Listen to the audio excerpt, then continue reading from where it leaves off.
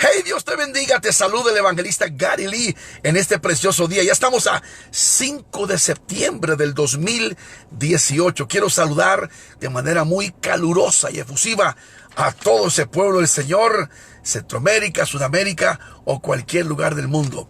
Un poquito afónico de la garganta, estamos predicando bastante, pero estamos muy bendecidos y muy contentos y podemos seguir todos los días levantándonos en la mañana, alabando y adorando el nombre del Señor.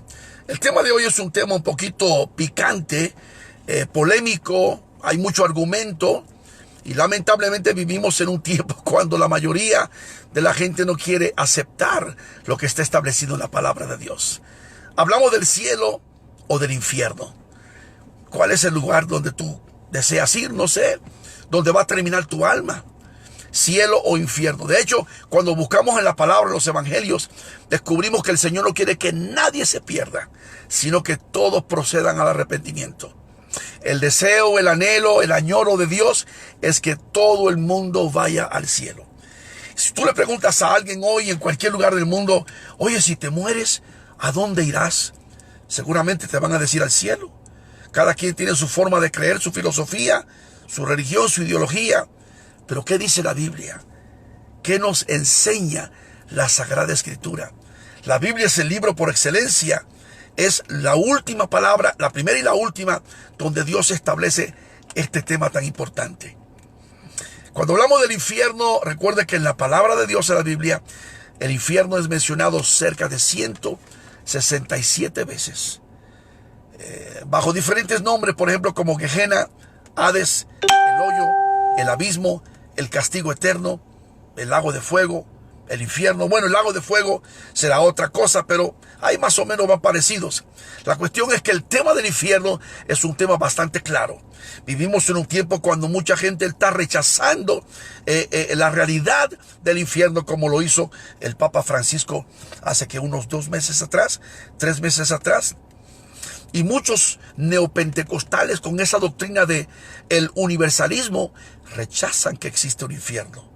La Biblia dice categóricamente que el infierno existe. Sabemos perfectamente bien, incluso la historia real que contó el Señor sobre el rico y Lázaro muestra que hay 2 destinos, el cielo o el infierno. Eso está claro. La pregunta que muchos se hacen es ¿quiénes irán al infierno? Bueno, la Biblia dice y habla de las características de quienes irán. No te da nombres, porque al final del día solamente Dios sabe quiénes estarán allí, abajo, y como también los que van a estar ahí arriba. ¿Y quiénes van a estar ahí arriba? Los que tienen sus nombres escritos en el libro de la vida. Óigame, bendito sea Dios que la sangre de Jesucristo nos ha limpiado, nos ha lavado, nos ha redimido. Y podemos decir, mi nombre está escrito en el libro eterno de la vida. El Cordero de Dios, yo sé que escribió mi nombre en ese libro santo que está en el cielo. El infierno es un lugar terrible, espantoso. Mucha gente no piensa en ello en este momento. ¿Por qué? Porque andan disfrutando de la vida, andan muy felices, andan muy alegres. Tal vez en las pachangas, en las fiestas, en las borracheras, en esto, en lo otro, ganando dinero, trabajando, preparándose, educándose. Están forjando supuestamente su futuro. No piensan en esto. Pero qué rápido se va la vida. En menos de lo que canta un gallo, la vida se te va. Estás aquí de repente, tienes 1 año, 2 años, 20 años, 50, 60, se acabó la vida. ¿Y qué hiciste? ¿Te preparaste para la eternidad? ¿Hiciste lo correcto? ¿Seguiste el camino de Dios? ¿Quiénes irán al infierno? Bueno, la Biblia habla de los rebeldes, borrachos, los que se echan con varones. Habla de los adúlteros, fornicarios. Habla de los idólatras. ¿Y qué es un idólatra? Un idólatra es aquella persona que lo que hace es que sustituye toda la adoración a Dios y la pone en otra cosa. Por ejemplo, el que se postra frente a una imagen. Idolatría. No hay tal cosa como no idolatramos, veneramos. Es un juego de palabras, lo he dicho muchas veces. Adorar, venerar es la misma cosa. Simplemente estás jugando con las palabras y te estás tratando de convencer a ti mismo. Idolatría es condenado por Dios como el pecado más grande. De hecho, es la abominación más grande que hay. Y te lo voy a probar. En Éxodo 20, cuando encontramos los 10 mandamientos, el primer mandamiento dice: no tendrás dioses ajenos delante de mí. Y el primer mandamiento no está puesto en el 7º lugar, en el 8º lugar, en el primer lugar, donde dice: no tendrás dioses ajenos delante de mí. Luego dice: y no te harás imagen de ninguna cosa creada en el cielo, la tierra y debajo de las aguas de la tierra, ni las honrarás ni te inclinarás a ellas. Los judíos siempre hemos sido cautelosos en eso. Por eso en Israel, cuando viajas, si un día tienes la oportunidad de viajar conmigo, vas a descubrir que los judíos son tan monoteístas que solamente adoran a un Dios y jamás se postran ante una estatua. ¿Se acuerdan ustedes 2600 años atrás la historia de Sadrach, Mesach y Abednego, cuyos nombres realmente eran Ananías, Azarías y Misael? Ellos dijeron: no vamos a postrarnos delante de la estatua de Nabucodonosor. Una gran imagen que hizo, una estatua de su imagen, este rey de Babilonia. Pero ellos prefirieron jugárselas. Y aunque había una sentencia de muerte de que el rey los iba a meter dentro del horno, y lo cumplió, ellos dijeron: no vamos a doblar nuestras rodillas delante de tu estatua, oh rey, sepas hoy. ¿Por qué? Porque eso es convicción, fidelidad, valor y amor a Dios. Cuando una persona realmente ama a Dios, solamente a Él adora. Entonces la idolatría es un gran pecado, una gran abominación. ¿Por qué? Porque le estás dejando de dar la gloria a Dios. Y escúcheme bien, esto es muy importante. No se te olvide esto jamás. Si se te olvida todo, que esto no se te olvide. Dios no comparte su gloria con absolutamente nadie. Por eso es tan grande abominación que hoy en día, en este tiempo final que vivimos, profética y escatológicamente hablando, mucha gente ha puesto los ojos en los hombres. Y hablo también de iglesias evangélicas, neopentecostales. Muchos, por ejemplo, que cuando ven a fulano, que es el apóstol. Por eso es que estas personas se pusieron esos títulos para sentirse más arriba. La gente cuando los ve, ya no los ve como un ministro sencillo, los ve como algo más arriba. Y no son más grandes de lo que jamás han sido. Pero se sienten más de lo que son, porque no son realmente, la mayoría de ellos, absolutamente nada. Somos siervos nada más de Dios, siervos inútiles. Servimos al Señor, estamos aquí al placer del Señor, honrando su nombre, bendiciendo su nombre, y esto es muy importante. Pero hoy tenemos tanta idolatría, y este es uno de los pecados, sino el más grande pecado que se comete. La idolatría es la más grande abominación. De nuevo te digo, Dios no comparte su gloria con absolutamente nadie. Cielo o infierno, ¿a dónde vas a ir? ¿A dónde terminarás? Allí en el infierno irán los borrachos, los adúlteros, los fornicarios, los mentirosos. ¿Sabe que me está dando mucho gusto que en los últimos días, esta semana, desde la Casa Blanca, el presidente Trump y varios líderes del Congreso están queriendo pasar una ley nueva donde ya le paren a tanta difamación en las redes sociales? Estaba escuchando un predicador muy conocido, uno de mis grandes mentores de hace muchos años atrás en Puerto Rico, y él decía: es terrible, es espantoso, cómo en las redes sociales, que antes no había. Nosotros somos predicadores antes de Facebook, antes de YouTube, antes de Twitter, antes de Instagram, antes de los celulares, antes de todo esto. Ahora esta plataforma de redes sociales le proporciona una herramienta a estos tipos que no tienen escrúpulos, que tienen sus mentes reprobadas, que muchos de ellos son instrumentos de Satanás, simplemente para difamar, caricaturizar y para andar hablando mal de siervos de Dios. Es lo que estamos viendo hoy en día. Claro que hay muchas cosas que son ciertas, son verídicas, pero personas que solamente se dedican a calumniar, difamar y a cacaraquear tonteras, barrabasadas. Y lo peor de todo, porque esto tiene varios lados, es la gente tan, quisiera decir ingenua, pero no son ingenuos, son realmente cabezas vacías. Y lo digo con todo respeto y con todo amor. pero por falta de conocimiento, como dijo el profeta de antaño, Oseas, mi pueblo perece. Y es por eso que a veces tú prendes tu celular o tú te vas a la computadora y vas a YouTube y encuentras en YouTube video tras video tras video de tontería y media. Y hablan de fulano y mangano, y como ponen una foto, y la foto ahora con las aplicaciones puedes poner la foto encima de otra foto, y puedes poner a una persona en un lugar donde nunca ha estado, con una persona que nunca ha estado. Y ahora, como tienen esta facilidad de las aplicaciones y la fotografía, y mucha gente, repito de nuevo, es muy ignorante. Ignorante no porque no hayan ido a la escuela. No los estoy insultando. Ignorantes porque desconocen qué es lo que están haciendo con todo esto. Entonces a mí me da mucho gusto que van a empezar a pasar leyes ahora. Ya tienen estas leyes en algunos países de Europa. En Malasia la pasaron, donde una persona que habla mal de alguien en las redes sociales, siendo una vil difamación, una mentira, puede ir a la cárcel. Eso es tremendo. Eso es maravilloso.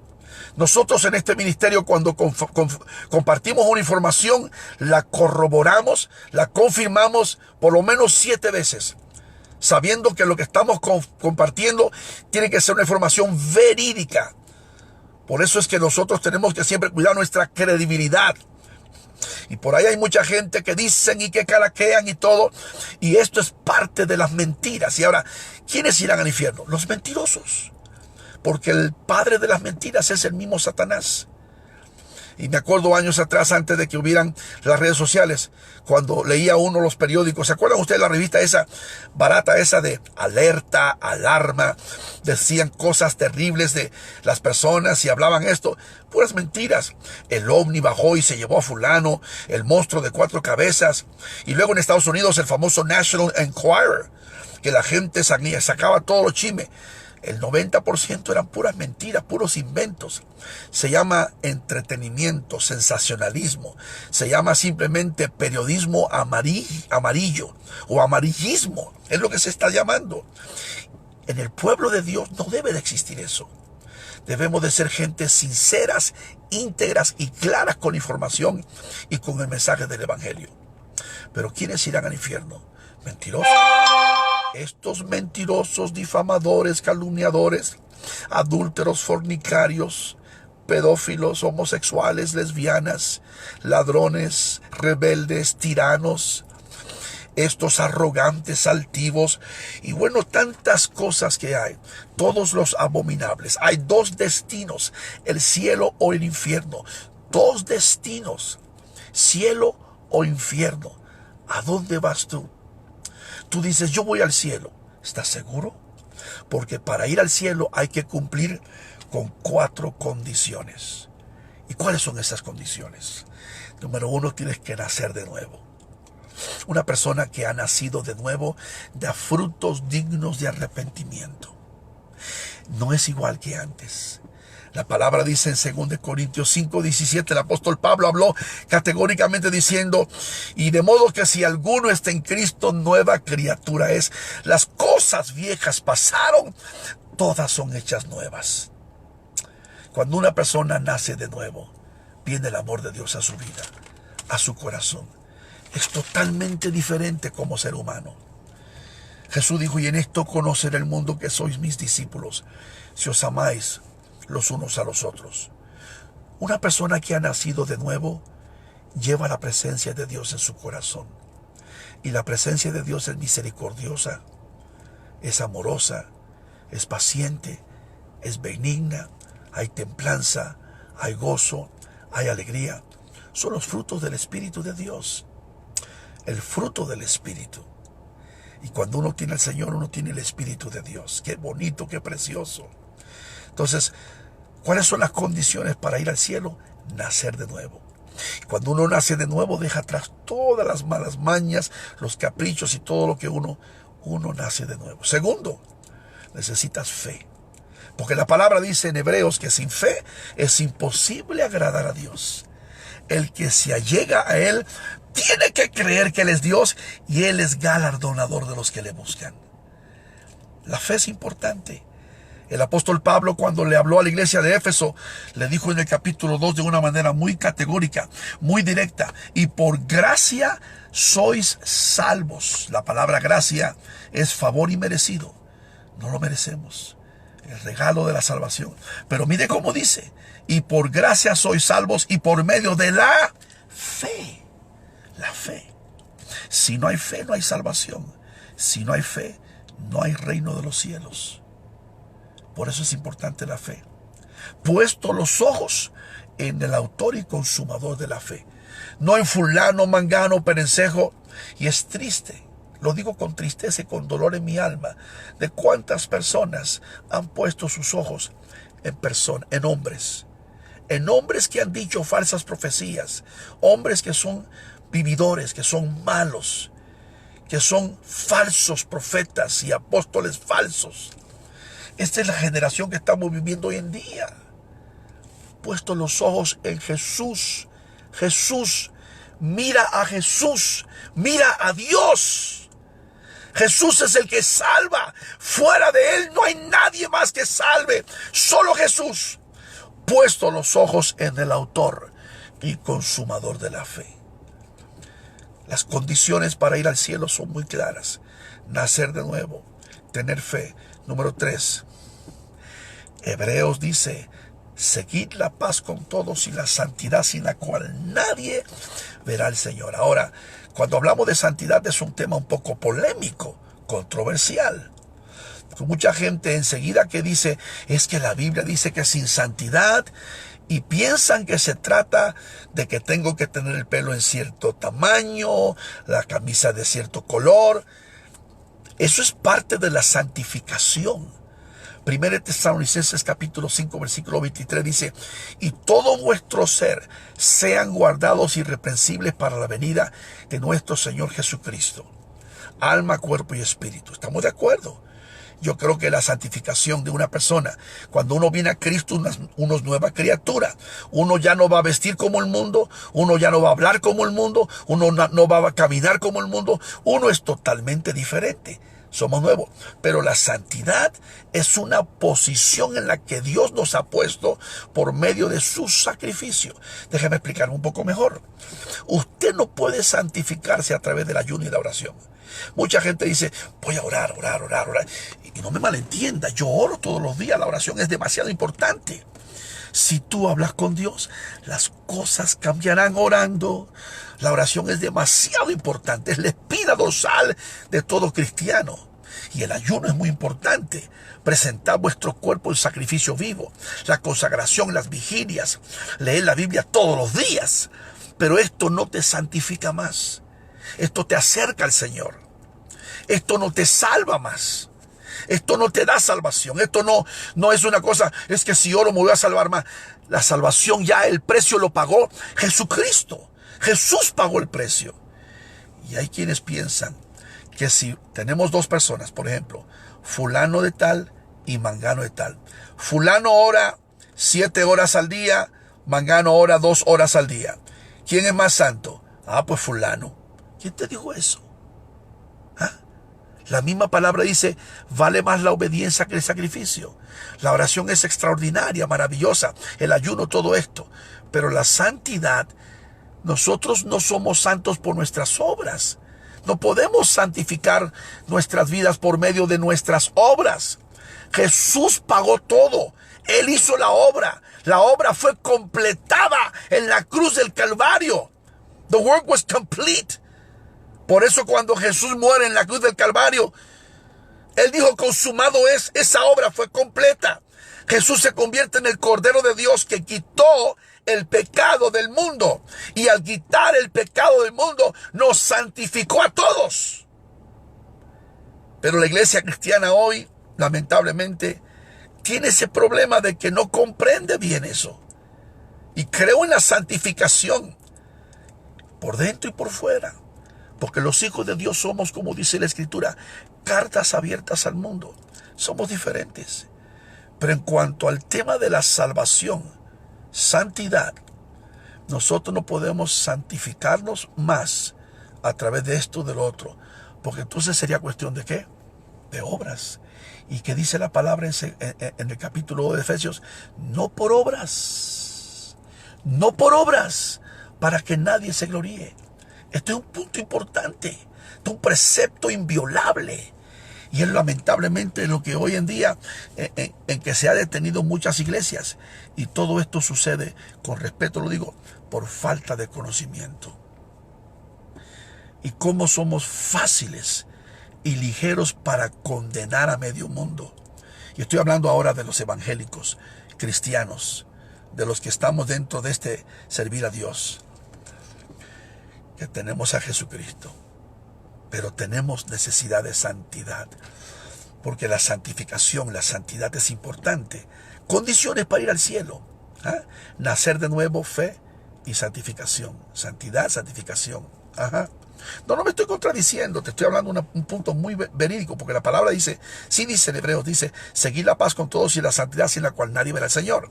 Entonces, ¿qué pasa? Que una persona que tiene la salvación es santo por lo que Dios hizo, pero se tiene que santificar.